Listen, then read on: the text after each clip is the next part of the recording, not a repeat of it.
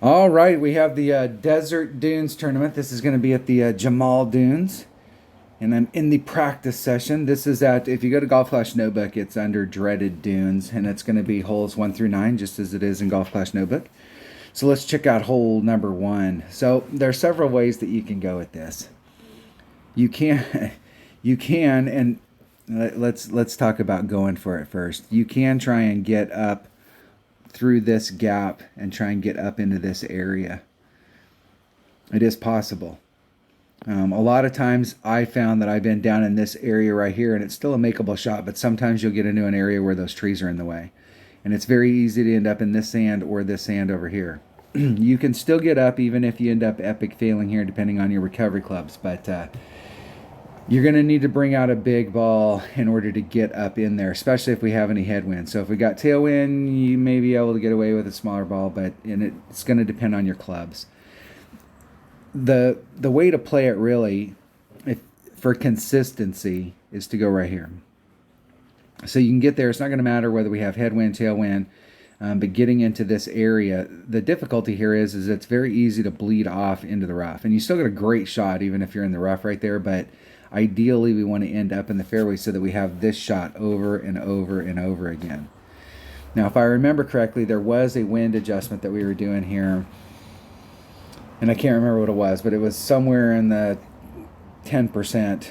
And I'm not sure if we were taking wind off, or we should technically be taking wind off because this is downhill from this, so we're hitting uphill. So technically we should be taking some wind off, but this game does not work. It's not always the rule.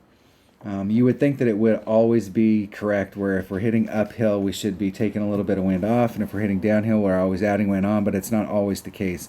When I get down there we'll kind of play it by feel. I will probably the first time, and this is my recommendation to you whenever you're on a hole, is always come your first time, if you're not sure, just do a straight up wind adjustment, and the goal is to hit perfect, because that'll tell you what, if you miss and you're off on one side or the other, it'll give you an indication. So if the wind was blowing like this and you end up on this side of the cup, you overpulled it. If you end up on this side of the cup, you underpulled it. So it'll give you an indication of what you're going to have to do. Wind direction, we're going to have to chase the wind direction a little bit. So I don't think this is going to be one of those holes where we're going to be able to use the same adjustment if we've got a straight crosswind. If we've got a headwind or a tailwind, we're going to have to make a little bit of an adjustment that's different depending on which way the wind's blowing.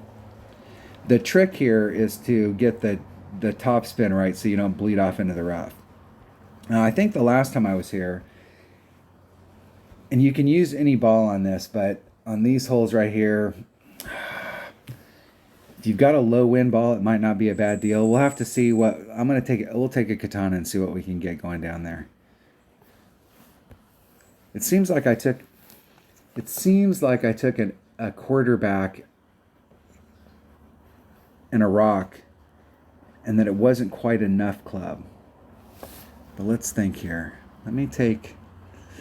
I'm gonna start off with my rock, and we'll see what kind of distance whether it looks like I can get down there. Because really, ball guide is the key here.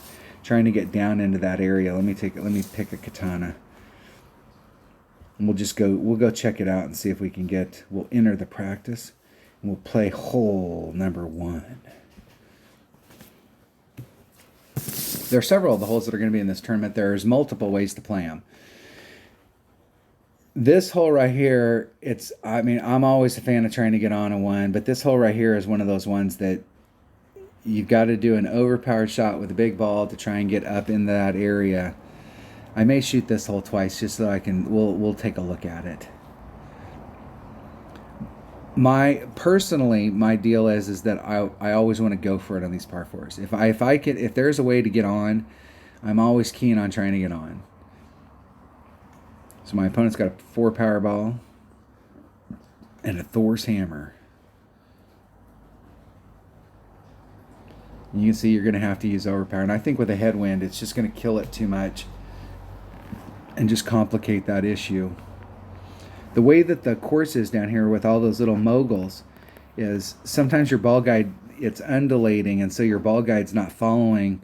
You lose your ball guide. It goes up a hill and then down a hill, and then your ball guide will stop, and it's very easy to get your topspin wrong and roll into this rough. And you want to be closer than where my opponent's at. You don't need to get into the rough, but you want to be as close as you can up there so that you're definitely into your short iron. And I don't think I had enough topspin with my rock. That was the deal. Now you could use a big topper here. Big topper would be a pretty good. Let's try a big topper, because I think my big topper I got better ball guide.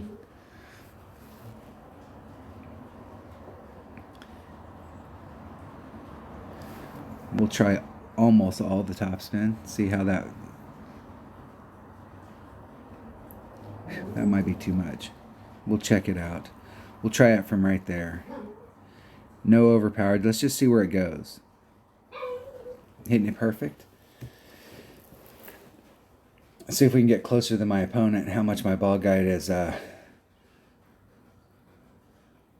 that's about the distance we're looking there. We got a little bit of space here, but there's no... You can see how it's going downhill right here. So if it catches this, it's very easy to end up in that rough. Hold on, Buster boy.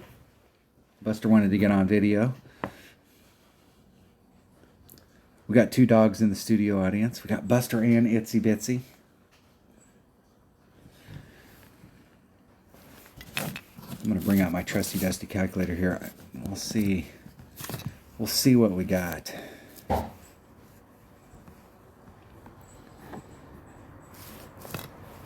Maybe we can get it in the cup. This is one of those holes that I've made a lot of eagles on this hole, but this hole is it can be tough. You need to hit perfect. That's the absolute key on this hole. You got to hit it perfect. Now Thorn's helping him out with that good ball guide. Hitting it perfect. Getting a hole. That might be there. That is there. Nice. Nice. El Perfecto. Eagle.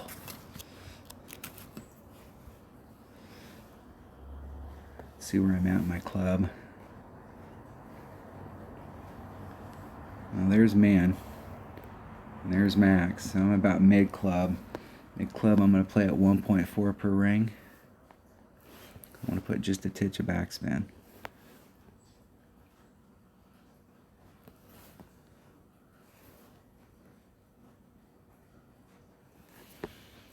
$1.4 per ring. There's,